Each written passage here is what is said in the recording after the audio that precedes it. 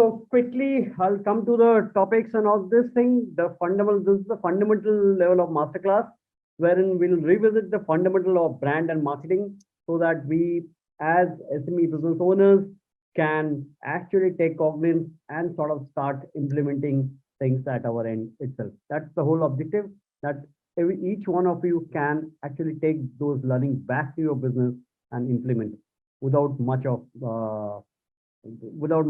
intervention required from anybody else. So if you just grasp things, at the end of the session, we'll definitely have an interaction and Q&A session. So the ground rule, some of the ground rule is that request everyone attention. Please do close off your mobile phone or shut them down. And also please keep the this thing, your microphone on mute mode. If any questions, anything, you can put it on the chat box. Kedar will be there. He will be moderating and will then take up those questions towards the end of it. So there are videos, there are interactions. In between also, if you sort of, I'll keep asking you questions. If you just have to respond on the chat itself. Chat, you can send your affirmation on the chat part of it. Sure. Hope. Let's move then further. Okay. What we'll do is we'll start off. This is the agenda for the day. Hello. Can I have the silence? Can I have mute from everyone else in the room? All the participants can mute themselves, because otherwise it will be conflicting sounds and we won't be able to take further. Sure. So we have already done the interaction. The workshop context also has been sort of spoken to you. What we'll do is we'll understand how branding and brand has been evolved, the science of branding, the fundamentals of brand. We'll then see how in the 2020s, how the branding science has evolved. Then one of the most important thing which you can all implement in your business is understanding business objectives and how you translate business objective and marketing objective, and from marketing objective, how do you do it, get to a brand building objective. So this is itself a chain. This is one of the critical point. I'll do a little more detailed part of it. So then I'll give you also a link wherein you can go and fill up your own business objective very clearly. So once you do that, that's important. That's a clickable link and you can fill it up. And then we'll come back and see, or we can do this object business activity itself towards the little end. We can look at the marketing fundamentals, revisit those marketing fundamentals. I'll also talk of a little bit of what is called as cultural iceberg. And this is what will open up your mind definitely. And there's a framework of brand marketing which we have. So largely, and then there's the feedback and question and answer session part of it. I hope we are all on board on this part of it. So let's begin. Introduction Kedar has already given, but a little bit more on the radical. Our vision is to help brand owners turn their brand into an asset for them. Asset, because brands can be nowadays valued on the books of account. Brands are sold, brands are bought, and brands are making things which is previously in life, the brands were never valued. But at least last 20 years, we have seen how brand valuations are going up. Our mission is to help clients connect with their core consumers and give them the access to the consumer's mind space and wallet. That's the very clear that if we get to consumer's mind, then only we can get to their wallet part of it, be it a B2B business owner or a B2C business owner part of it. Our goal is to help 100 plus brand owners turn their brand into asset by 2025 and radical fueling 10,000 plus crore brands by 2025. Till date, we have done 45 plus brand crafted, and turnover of this 45 plus brand has been close to 3,500 crore combined turnover of all this brand part of it. Okay. Kedar has already spoken largely about me, but I'll just skip this part. I've worked across over the last 28 years now, across categories, across markets, got few awards also for my marketing endeavors. So I'll skip this. You can all link up with me on LinkedIn also, so that you can see my details there. And these are the 4 things which already Kedar has spoken part of it. Okay. And these are some of our clients and some of the portfolio clients we have been working for the last 10 years. Radical has been formed 10 years back, and that is where we have been crafting a lot of businesses. So you see there's a huge number of brands which are what we call it startups or emerging companies per se. Okay. So first, we'll start off with a good question, and first question to you. What does the word brand mean to you? You can do, what you can do is, on this question, just write down whatever comes to your mind on the chat box. What does the word brand mean to you? Can I see some chats coming in? Okay, yeah. Okay. People are writing in. First thing, what does the brand mean to you?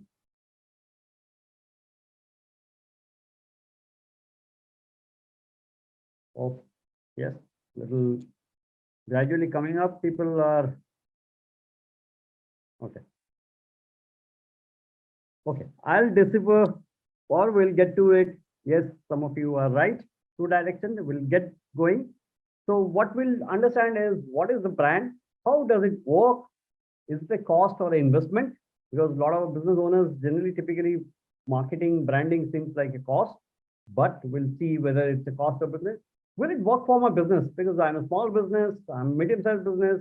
Will it work for me? Because big business can spend money on the part of it. And do I have the right recipe of brand building? So my all endeavors today is to help you get to the right recipe of brand building or marketing, as we call it.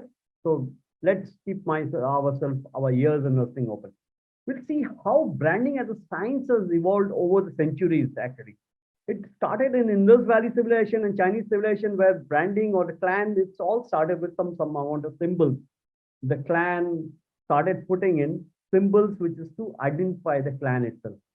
So then the Mediterranean region, you will see the emblems, seals, symbols started emerging, and the paintings and emblems used to become from the emperors and those part of people. And also in India, also you might have seen cattle getting branded, cattle forks, and that is where the whole word of branding actually emerged. Branding of the cattle with the numbers of the owner's name or a symbol there. That itself is the first word, which is where branding, because where the hot metal used to be used as a punch on the animal skins and which used to make it brand part of it. So that's what the word branding came in. Of course, the 20th century, you've seen modern brands come up, the bigger ones, part of across, and how the modern organization has adopted brand as a science, which is still continuously evolving as we actually speak, part of it. Whereas some of the big mans of the world of the business, they say products are created in the factory, but brands are created in the mind. So that's the difference. Product can be created in the factory, but brands are created in the minds of the people or the customers we create. Like Jeff Bezos says, the brand for a company is like a reputation for a person. You earn a reputation by trying to do hard things well. Of course, the controversial last US president, he himself is a big businessman, Trump. He says if your business is not a brand, it's a commodity. So commodity has actually bought by pricing. So that's why we all know atta, dal, chawal, actually prices of oil, everything is a commodity. That's why it keeps up going and going down, part of it. So that is where the whole issue of how commodity to brand, that is where we need to see how we can transform. Branding is the sum total of somehow the perceptions of a particular organization, but branding is about shaping that perception. You shape that perception so that the things come in. That's stated by Ashley Brendan. Moving further, we see as we move around, whereas in terms of business, Cambridge says, dictionary says brand is a noun, a type of product made by a particular company, whereas Oxford says type of product manufactured by a particular company under a particular name. So that's the difference Oxford brings to the table as a dictionary. But one of the gurus of advertising, David Ogilvy, he says is a brand is an intangible sum of products attributes.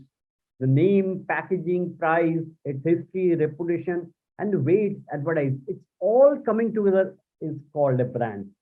Whereas entrepreneur.com is one of the large entrepreneurship magazine and a website. It says is marketing practice of creating a name, symbol, design that identifies and differentiates the product from other products is called branding.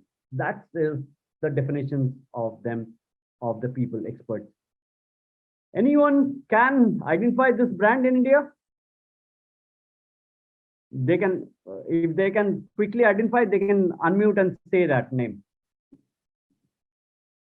Anyone? Quickly. One, two, three. No? This is an Indian brand which has emerged as one of the big brand now, part of it. Well, this is nothing but Naturals Ice Cream, which is a homegrown Bombay brand. It used to be called Juhu Scheme Ice Cream. Juhu, in Bombay, there's a place called Juhu, and Juhu Sea Scheme Ice Cream. There is the whole plant was created as the first thing. That's the reason.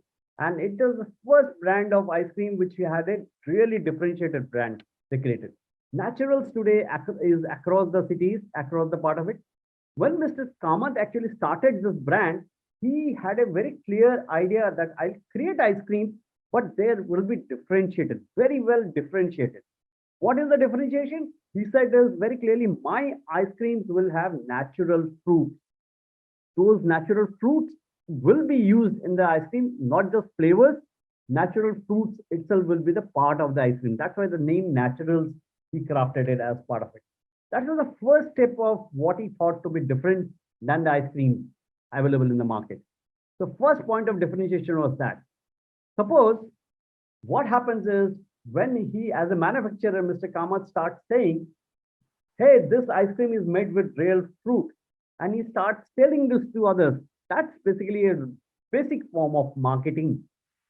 Whereas when the customer have that ice cream and that customer starts speaking from one customer to another, that says, hey, this ice cream is made of real fruits.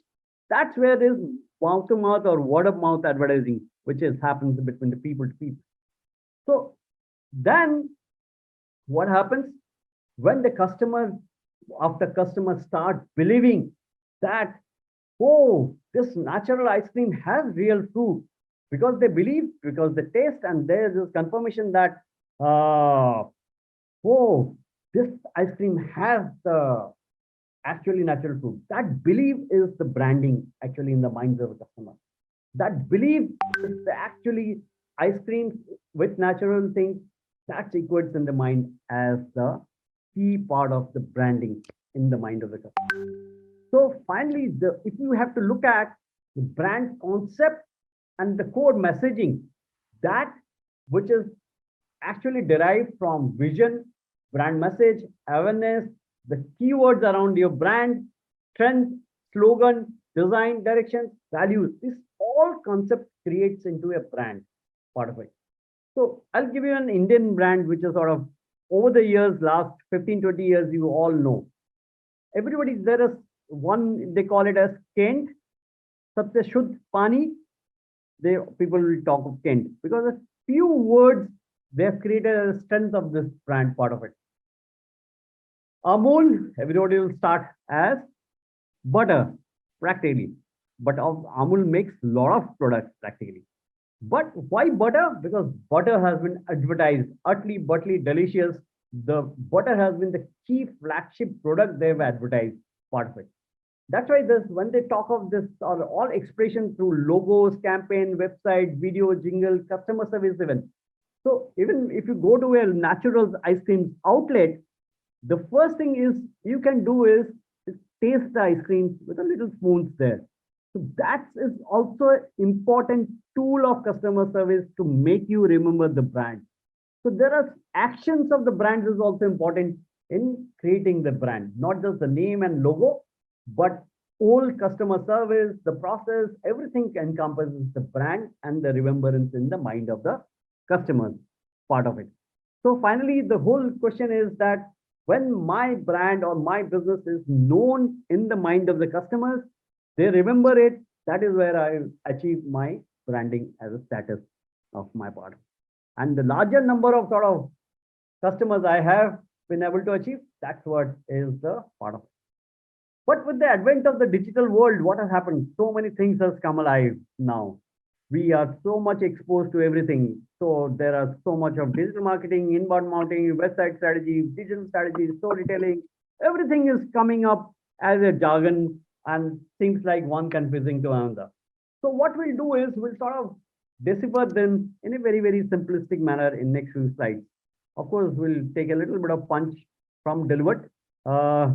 This joke, I think Dilbert, some of you might follow. Dilbert The joke is that every product can be made into a smart marketing. No, that's not the actual reality. It's a joke, a part of it. So people says your, oh, describe your products in technical terms. It will take into a marketing language. Hottest product of the month doesn't happen. People actually are not fooled. They will actually know what is your core product, and that's why your branding and promises is has to be a real thing, and product has to be a good thing. Then only then brand can take a shape. A bad product can't make a good brand. So that's why important. So suppose we all know Fevicol in India. Fevicol has become such a big brand from a small one, actually because it works fantastically.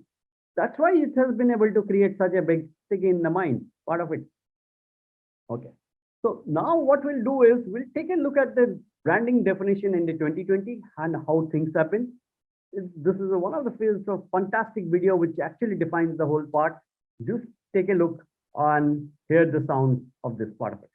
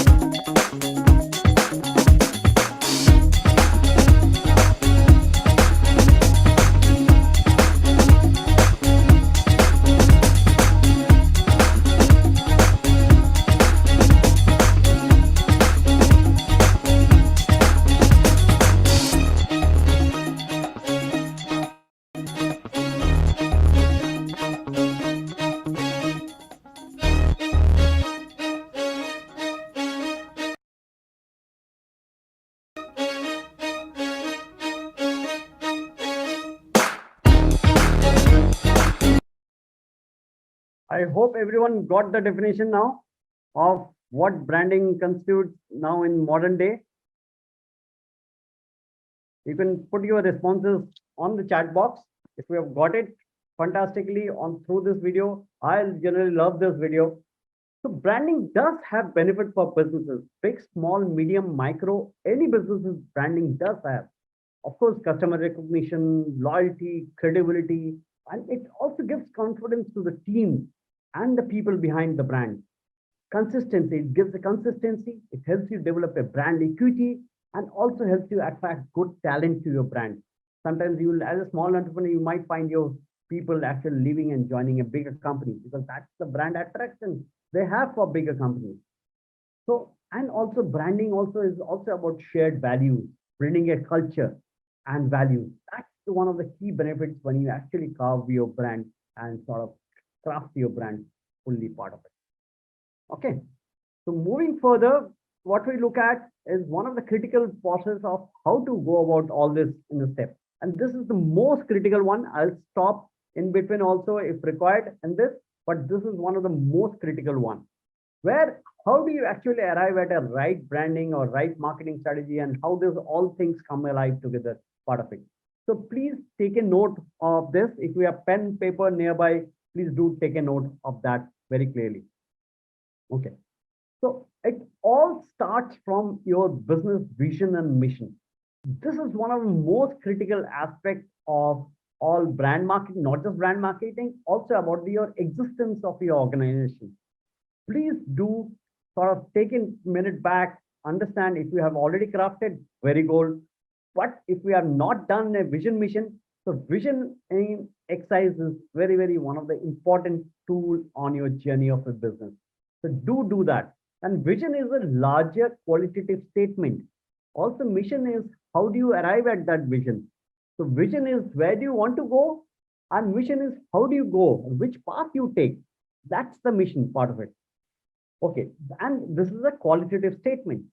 From there is the business goals. Business goals are definitive statements of, let's say, I will grow to this much of crore company, or let's say I'll be a 10 crore company, or I'll be a 100 crore company by 2025 or by 2030. So those would be the key business goals part of it.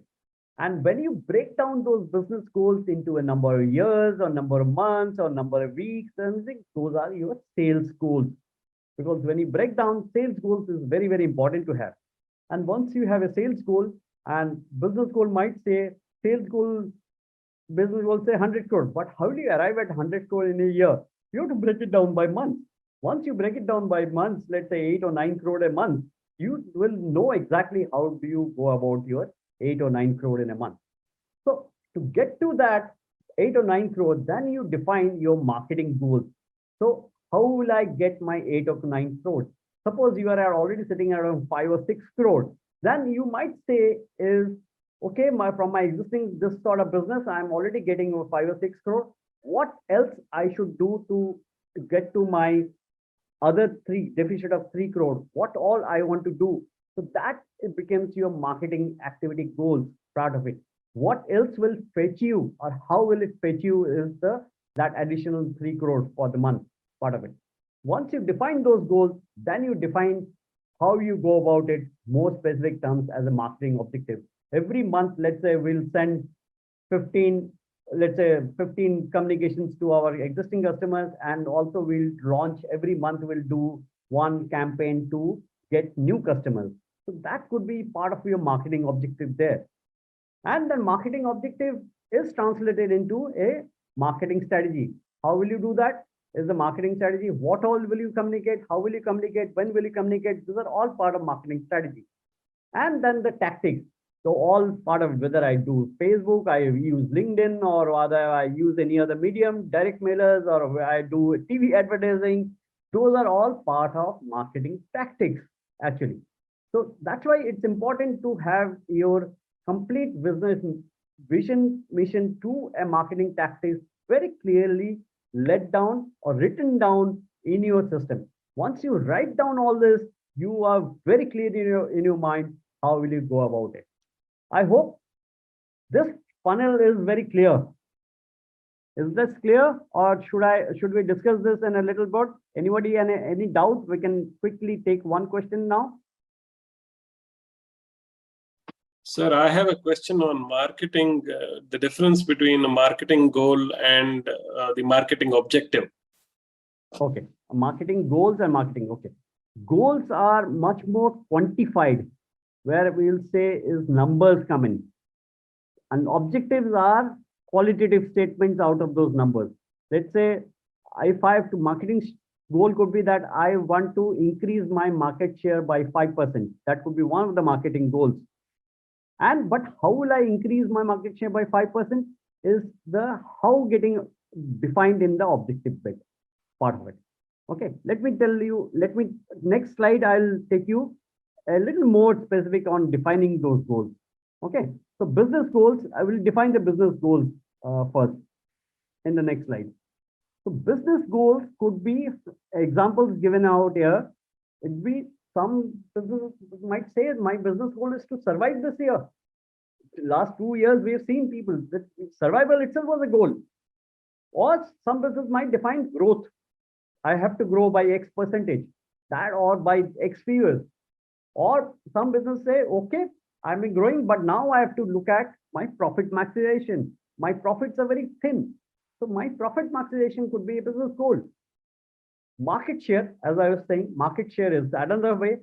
Or if I have a good market share, but I may not have a good reputation, so I might need to build a good reputation. That could be one of my business goals. Customer satisfaction, those products and services which have different or brands which have definitive, let's say, post-purchase issues and other things, they have very high degree of customer satisfaction need to be taken into account. Like example is cars and bikes and all the scooters. Once you buy them, you are still using them. So those sort of brands, your customer satisfaction is very, very important, and that's how it spreads the word of mouth in the market, part of it. Any machinery business owner, those are also your reputation. That's why it's very important to have a customer satisfaction as one of the key things of your brand objectives or business goals. Quality service could be another business goal, that I'll offer 24-hour service or 7-day service. That sort of quality mentioning and processes is also an important goal which you can craft. Of course, maximizing sales is one of the favorite goals of majority of entrepreneurs which I've understood or I've interacted with. So this clarifies a little bit of the business goals very clearly, I hope. Okay. Yeah, it does. It does. Okay. Now let's move and see how marketing objectives are. Marketing objectives could be market share, brand recognition, customer lifetime value, or a distribution, market development, or changing or creating a differentiation about your product or brand, building a reputation, increasing margin, promotions, customer acquisition that I'll acquire, let's say 100 customers in this year. That could be my marketing objective, or my 1,000 customers this year. So those are very, very defined marketing objectives now. So now clear? Business objective to marketing objective? Yes, yes, sir. Yeah. Okay, sure. So moving further, because this is very important to define every year, because you can't, as a business person, we can't take off every other objective altogether. We can at the most take up 1 or 2 or 3 objectives to drive at a point of time, because we all have limited resources always, correct? Be it money, people, or access to other consultants or other people. They're all limited to everyone, part of it. So that's why, it's important to have define yourself very, very importantly at the start of every year or every quarter, that you can actually define as break it down. Okay. Moving further from here, as we look at marketing objectives, this whole small case study, although this is a bigger brand, but it actually tells you how a business objective is turned into a marketing objective, then to a brand building objective. Very beautifully done, very beautifully captured, part of it. So do take a look at this video again, once again, because I'm using videos to actually highlight this whole cases very lucidly, and I'm definite that you all will enjoy this video also. Okay, let me just play this. Canon EOS is a leading brand of DSLR cameras. With the Australian market becoming fiercely competitive on the basis of new technology and product features, Canon EOS had to create a point of difference beyond technology and re-establish itself as the market leader. We began with a simple insight that great photography is not about technology, it's about inspiration. And so we created a new way for people to be inspired that would literally spread from one photographer to the next as a new creative experience that was inextricably linked with the brand. Introducing EOS Photo Chains. The idea is simple. A person takes a photo and selects a detail in it. The detail then acts as the inspiration for a new photographer to shoot. As this process is repeated, it creates a chain of connected photos and photographers. To launch the idea, we started a photo chain, which we showcased in national advertising. Pink. Box. Mustache. This directed people to the Photo Chain's website, where they could upload photos to continue the chain we had started. Once online, people could also start their own photo chains or join those created by others. As the idea grew, we featured real photo chains and the photographers who had created them in our national advertising, constantly showcasing the live network of photo chains as a new way to engage with creative photography inspired by the brand. As the idea passed from person to person, Photo Chains was now growing as its own social media platform, with people connecting with friends, family, colleagues, and other photographers by joining their chains, changing photography from something people traditionally create on their own into a new way to inspire and interact with others. As the Photo Chains network grew, the website became a personalised creative platform for each user, designed to track each person's photos and photographers they wanted to watch, and connecting them to creative tutorials from pros, a creative blog, and creative products. All designed for people to inspire each other's creativity and create further conversation with the brand.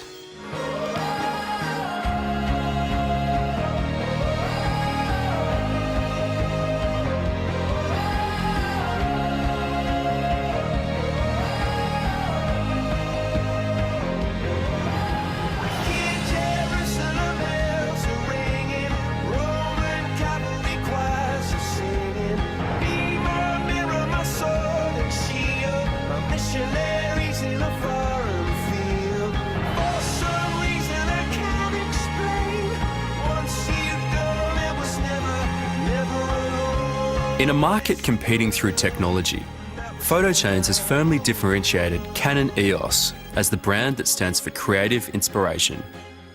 With countless photographers connecting through a new experience and a unique network of photography, which continues to grow with every photo.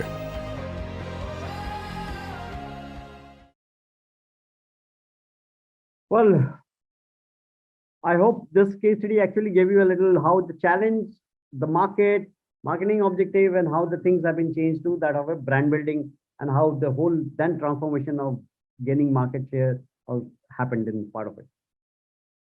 So do please put down your learning on this part of it. But how does all this work coming together? So that is what we are going to understand, because creating something, a brand fundamentals, will get to that. One of the gurus of management, Peter Drucker, says the aim of marketing is to know and understand customers so well that your product or service fits him and sells itself. It can automatically sell. If you know your customer well, knowing your customer is the biggest part, the first exercise you need to know. So Philip Kotler, who is one of the marketing gurus, says good companies will meet needs, whereas great companies will create market. So one has to actually create market by how? Knowing your customer. And marketing is not an art of finding clever ways to dispose of what you make. You have to make what customer desires or sort of as a need for it. So that's what one of the Philip Kotler's key part of it, fundamentals. So of course, this marketing, traditionally there are what is typically called as the 4 P's of marketing: the product, which we all manufacture, the price of this thing, place and promotion, Of course, the fifth P nowadays, or six Ps also has come in. Fifth P is also the whole lot of what they call it as pace. Pace of things have changed drastically. So that's why the things need to be done at a very high pace. Fifth P of marketing is that, because everything happens with a click of a button nowadays and click of a website or click things. So that's why the pace has also come in. But this four fundamentals is also very, very important to do for any of this companies part of it, be it a small, medium, micro, or a startup itself part of it. Okay, but knowing customers is how we actually has to do the first step. So here I'll take you through a little bit of what we call it as psychography of knowing your customer. We all know that previously what used to be called as roti, kapda, makan, or food as the basic human need, physiological need, which is where at the bottom you will see all the food things is very important for the people. People belonging or sort of brands which are catering to the physiological needs of the customer. So we are classifying needs here of the people, customers. So customers, the brands which are actually talking, or the customers and the physiological needs. Some are talking of the safety need of the people. Some are creating belongingness need of the people. Some brands of people are talking of the esteem needs of the people. And some are actually on self-realization. That is how the human beings evolves in the psychological needs part of it. That's how the brand also has to determine, or the product or the company has to determine what psychological need I am fulfilling of my customer. That is very, very important. So be it a B2B or B2C, you have to be very clearly defining what psychological needs I'm fulfilling for part of it. Let's take an example of a car brand. So when Tata Nano was launched, what psychological need was it actually satisfying for the customers? Any answers? Anybody can so unmute and say? Safety. Is it? Affordable, cheapest. Anybody else? This is Need Joseph. for, It's need Prestige. for the first four-wheeler. So what? Prestige. Correct. Yeah, it will be reached to all the peoples.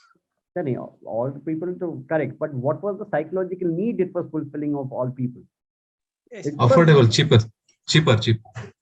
But need out of this, just select out of this physiological safety, belonging, esteem, and self-realization. Select out of this. Esteem. Correct. It was actually people who are moving from, let's say, two-wheelers to four-wheelers. For them, it's a prestige, it's esteem, it's a confidence, it's an achievement. So that need it was fulfilling.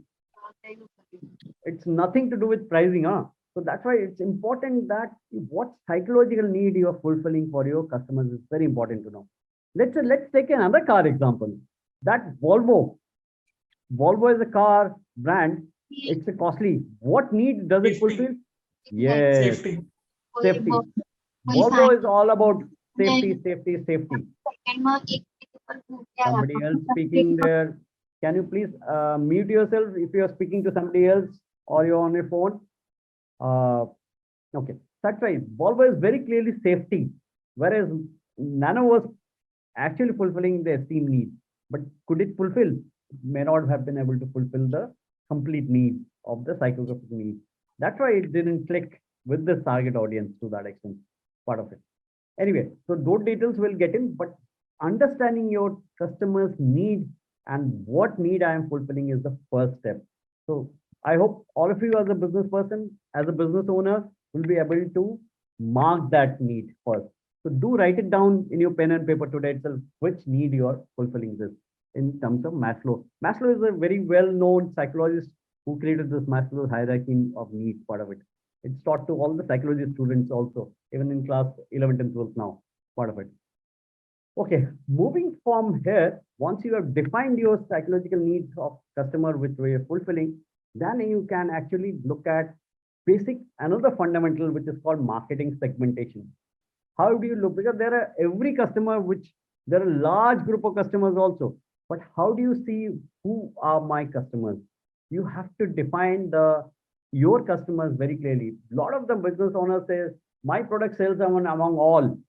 Yes, it might sell, but your core customers, you need to actually define very clearly. These are my core customers. That's what is important in terms of basing your marketing right. The first modus operandi of segmentation is geography. You might be selling your product, or your product is created for, let's say, city people or rural people, or my products are, let's say, created, I'm selling only in North India, or I'm selling in only in South India. Let's say MTR as a brand started where? South India, correct? And it was selling what? It was selling the food products also.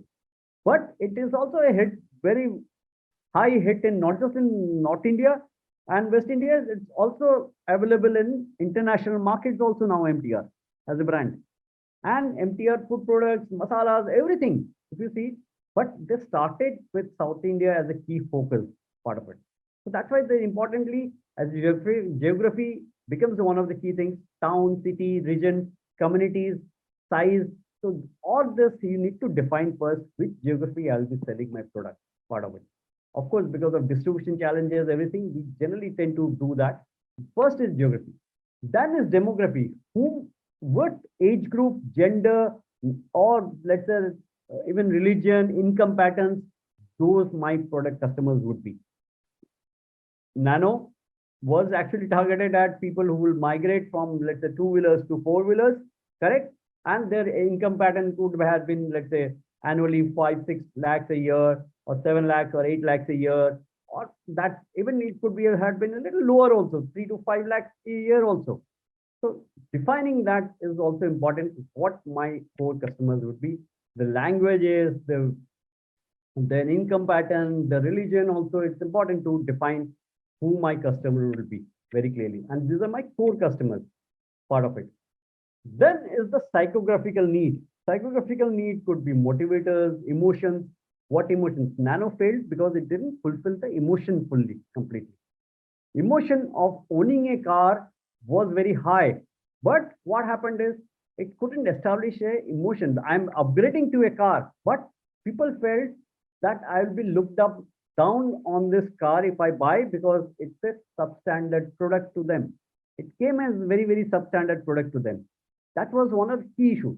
But if you see the same company, Tata Motors, created a fantastic product on the customer in the transportation segment, which is called Chota Hathi or Tata Ace, correct? It's really growing, and they created that segment really. And the people psychologically, what they understood is that small in-city tempo drivers actually were very, very lower in the order of drivers. Big drivers has a bigger market, a bigger societal recognition. The smaller drivers never used to even get a, let's say those three-wheeler drivers never used to, the carriage three-wheeler drivers never used to get good even, what they call it as good family to get married to, or good girls to get married to. That was their psychological issue, because they used to feel they drive a three-wheeler there. The moment they actually found that inside, they created a cabin and the steering, that itself, let it view in psychology terms. Nothing to do with the size of the product and all the sort of part of it. It's all psychology translated into that part. Okay. Then comes the habit, behavior, purchasing, social media, usage, style, even the mobile phone. Nowadays, mobile phone has become ubiquitous. So usage, which media I feel. So those are largely social media also, Facebook, Insta, what sort of things. These are the fourth, which is the fourth part of the whole segmentation of behavior, part of it. So geography, demography, psychography, and behavior. These are four fundamentals of defining your market segment very clearly, part of it. Once you define this market segment, you will be able to arrive at your size of your market very well, part of it. Okay. I hope any doubt on this, please do write it down. We'll answer as we go process, because we are almost on the party. Of course, stating these four fundamentals is very easy, but human psychology is really little difficult. In this picture, you will be able to see how an iceberg, 90% of the iceberg is generally inside the sea. Only tip is visible. Similarly is the human psychography. Human psychology is that human behaviors are not visible from the outside. As a marketer as a owner of a business, I need to know my customer, but how do I decipher them? So I have to dig in their mind's behavior a little more deeper way. Because what lies above, like in a brand or marketing thing, what people see is the logo and my visual colors and my companies, those only people see. Strategies and all this thing, what we build today, are not seen to the people, but they help us build and get to the top level. Similarly, human psychology also, wherein if we need to know the customer, we need to dig deeper in the minds and heart part of it. What is visible to us is the language, let's say dresses of the people from different regions, their food, literature, holidays, and other things are visible to us, which are easy to see. But the roles in the family, the relationship, the concept of the mannerism, body language. Like I remember a time when I was a Delhi-based person, but I went on to study in Hyderabad, and the language itself was caught me completely in the wrong foot itself. So somebody says Parsoich in Hyderabad means anytime in past, whereas in North India, Parso is something which is day before yesterday. So difference in language is also really differ. So that's why we need to understand each areas and customers very well. And that's why it's important to know which market I want to sell. I may not be able to understand customers across whole of India. Out of the 29 states, I may not be able to decipher that. So let's take step-by-step process of building, knowing your customers. Even if it's a B2B, you might know B2B customers by name and all this thing, but you may not know their behaviors. How do they purchase? Because at the end of it, people say B2B market also, the marketing, the sales and every pitch is based on the price. It's not actually. Because the person deciding at the end of the day is a human being. And that human being actually decides based on various factors in their mind and heart part of it. So that's why the whole understanding the customer cultural nuances is very important as a business owner, so that then we know our customers very well part of it. So I hope till now all basic fundamentals are clear on that. Of course, there is another case study of Red Bull, how Red Bull was created out of a thin cultural insight of Thailand and how things were part of it. But I'd like to stop this and have a little more deeper discussion as we go, because this was the last case study in my whole part of it. So, and of course, there's a step-by-step process of the whole thing. That's why what we are sort of talking about today is the step 1 and step 2, little bit of step 1 and step 2.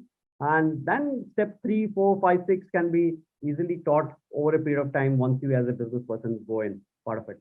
So I'm stopping this for the timing here. And of course, we do, as a company also, I do several foundation steps and other advanced level of part of it also. So I'm stopping this and sending you all a link on the chat box to actually fulfill this form part of it. These are all about you, this form. You can fill this form. This will sort of link down and you can submit it later also. But do keep a copy of this when you do that, fulfill this. Okay, that will help you actually define your marketing objective, business objectives, and this form will capture those part of it. Okay. Now we can come to questions. If any have people, we can discuss these questions and then we can come back. Just a minute.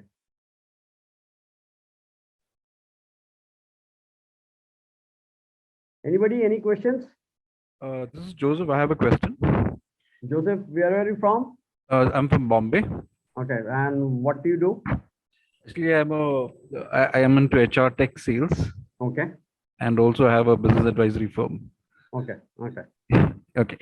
So the question is related to the spend on branding and the value in terms, the ROI. Is it possible? Because it's something very difficult, I understand. I mean, from my level at least. But since you're the expert out here, I was just trying to understand, the spend of creating a brand and the value in terms of the dollar value or the rupee value. Is there any kind of exercise or any kind of study that is done on that? Yes, brand valuation is a big subject now. Brand valuation, there are 2 or 3 global firms which does brand valuation, and there is a very scientific firm. But I'll sort of explain you in a simplistic way. Mhm. In a simplistic way, suppose you are selling, let's say, X product, let's say mug or cup or anything you sell, or maybe a pencil or pen you sell. How many customers are actually buying your product? Okay. And how many customers are buying it repeatedly? So that many mind, at least your brand has got lodged in. That's the basic fundamental of brand valuation. Got it? No. I got that point. I was talking more from a pragmatic level, as many of us are starting out, right? And, or maybe somewhere in the mid part of the journey of building. And I think many SMEs would agree that one of the core reasons or the core focus area is survival, profitability, right? Very easily relatable terms in terms of money, because that's where it comes. How much have you sold? What are we earning? How soon can you get? What is your cash flow? Things like that. While I come from a school and I completely relate to this, I understand the value of brand and that you need to spend on it. And it's very important what you name your company and what kind of colors you choose, all those things. But how do you make someone say that, listen, you spend about 2 lakhs on this right now and let it grow and give it some time. You got it? I'm talking from that time. Yeah, okay. For an early stage company, very early stage, where proof of the product or proof of concept is still to be done, purely focus on customer acquisition. Get your customer through sales. Okay. Once you have customers on board, you'll start knowing them. Correct? You'll start knowing them. While you are knowing them, also start defining yourself. What are your values as a brand or as a company? So if you just define your value of, think your brand is as your kid you're developing. You're married or with a kid? Yeah, a couple of kids. Okay, couple of kids. So each of the kid is like a one brand for you. Each of them will have a personality different. Absolutely. So that's why for your business also, treat it as a kid of yours. And as a parent, how will you shape their future? So just think that much on day about your business also, of value. Values you infuse your kid, same is values you give to your brand. So if you have values of education as being the core one, you'll always give that value to your brand also. So if your brand is let's say I'm in consulting, my core is that I will be helping people get educated on marketing. That's my core, one of the core fundamentals. That's why at any forum, anything, I'm ready to share knowledge on marketing, part of it. So that's why it's important to have define your core value and define your core essence. What is that you want to actually? So if we all say, let's say Mahatma Gandhi equals to peace, freedom. Mahatma Gandhi equals to, worldwide people will know him as non-violence. Non-violence, I mean non-violence, right? So for your brand, just define that much. What do you stand for in this 1-2 words? What do you stand for? So that much is good enough to start off with. So to reiterate what you just said, what you're saying is, as an early startup, you need to focus on customer acquisition. And once you've got a certain base, then you can start the whole process of the brand building. Correct. And just at the starting, just define just to what do you stand for. That much is good enough. Thanks. Yeah. Okay. Any further questions? Anything? Anybody? Or hi, yes. Hi. Who's this? Can I? I'm Deepak from Cochin. Cochin. Deepak.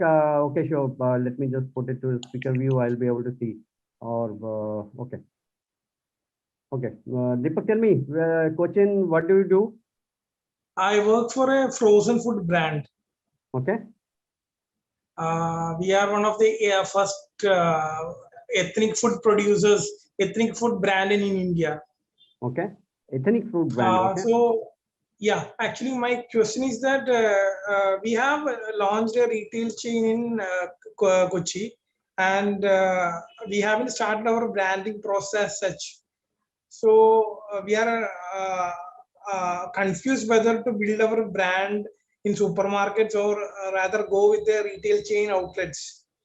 So I mean, what is the ideal strategy? What is the strategy we should go about while either we should expand the market locally or we should go to other cities, or we should start branding of our own? What should we do right now? We haven't yet started. How many years? Actually, you are about to start now. We have started 3 months back. Actually, just 3 months back. Okay. Yeah. So my first thing is that my first advice would be, because I don't know much about you. I'd not like to give out a prescription here because I don't know and I will not be able to give you a strategy also, frankly. But first thing is that, as I said in the previous answer also, just define one geography or 1-2 of geography, or for the pilot, take 3 different type of geography. One may be Kochi, one may be Kochi is called Kozhikode, or maybe take an Tuticorin in Tamil Nadu. Then you would select the market, just 2 or 3 markets, 6 months to 1 year, give those markets, learn from that market part of it. That will be my biggest. When you start doing it, just do that much, because of course Rome was not built in a day, so businesses can't be built in a day also. So that's why it's important. Don't jump into that. Customer segmentation, I said, is in terms of the geography. Define the geography first. Which geography you want to play in, and your product will also fit. Is it also the ethnic food from Kerala, or it is something else? Yeah, also? it's from Kerala only. So then your market is only Kerala. That means correct. So within Kerala, you have to stick outside Kerala also, where Malayalis are there. Okay, Gulf maybe. Okay, but yeah, I'll still advise, take it step by step. Maybe just do Kochi, Pathanamthitta, and maybe Trivandrum part of it. Then take it. Then expand from 3 markets to 6 markets to 10 markets to 12 markets. Then think of getting into outside world. Because once you get into the international market, your lot many of reputation has to get carried, part of it. Like today, an Indian brand called Haldiram, correct? Haldiram, you heard of Haldiram? Yes. Indian snacks food. It's sold globally now, sold globally, but it has taken so many years to build that reputation and that brand equity also, correct? So they first build it with Indians first. Then only they will talk to the Indians outside, correct? So that's why you need to speak to Mallu brothers and sisters inside first, then get to the outside. Okay, thank you so much. By the incidentally, my 2 roommates used to be also from Kerala, so that's why I keep calling them Mallus, and so don't take it offensively. No issues, no issues. Okay. Sir, I have a question here. I'm Nikhil from Bangalore. Yes, Nikhil. See, I come from a space of B2B marketing. So I have a business strategy firm which does it especially for the small and medium scale organizations. So that's my target market. The concern that I am right now facing is the decision makers. When I'm talking about the same Maslow's model that you happen to show, there are multiple decision makers, and there is a consumer who is different and the customer is different. I don't know, where do I really target it? How do we work in a B2B space in a similar whatever you happen to show? How do you work in a B2B space? That's my question. So B2B space, there will be multiple customers. Let's say one technical expert, one finance expert, and one is the owner of the company. And somebody who is really the consumer of the whole thing. Correct, part of it. So the task is a little tougher for you. You have to get to know them, all of them. Of course, the primary would be the one who is using that product. Consumer. He or she will be the primary one. If you know their pain point, your product fits them well, then they will start eating out of your hand. Okay, then whatever be the finance person says and all, he will always say, no, if this is the best product, you make money out of it. You provision money for buying this. Okay, so knowing the user's value is very, very important part of in B2B at least. Like in Fevicol case, Fevicol it's actually is a B2B product. Correct? Yeah, true. You're right. But Fevicol is a B2C brand. Correct. So B2B product, but what do they did? They understood the value what carpenters need. Carpenter was the user there. Somebody else is paying the money. The house owner is paying the money for getting the furniture. Woman of the house needs a style of the furniture. She is also influencer. It's also complex there. But the key is the carpenter there. Correct. If carpenter says Fevicol, nobody can contest it now. Bamicol is also there. There are other local products are also there. But Fevicol built it. That mind there. And then initially they worked with carpenters only. They didn't do all those advertising what you see today. What you're seeing today is after 40, 50 years of work. Similarly, Asian Paints also, when any employee joins Asian Paints, you know what they have to do. Even people from IIM Ahmedabad or IIM people get in, they have to first month, they have to go along with painters and do wall painting, do all this rubbing, everything they do and learn it. Then only they can get to the top. Otherwise, they can't get in top in Asian Paints. That's why knowing your customer, knowing the process is very, very important in any business. I started my career with a company called Procter & Gamble. First 2 years, we were hardcore in the market, selling to the last shopkeeper, smallest of the smallest shopkeeper, and I was selling Vicks to every panwala. And why the panwala gets it? What's the exchange value he has it with that moment of time, 25 paisa coin used to be a one key thing. So he couldn't return 25, he used to give it that Vicks part of it. So knowing the need of that part of it, that's how you sort of understand part of it.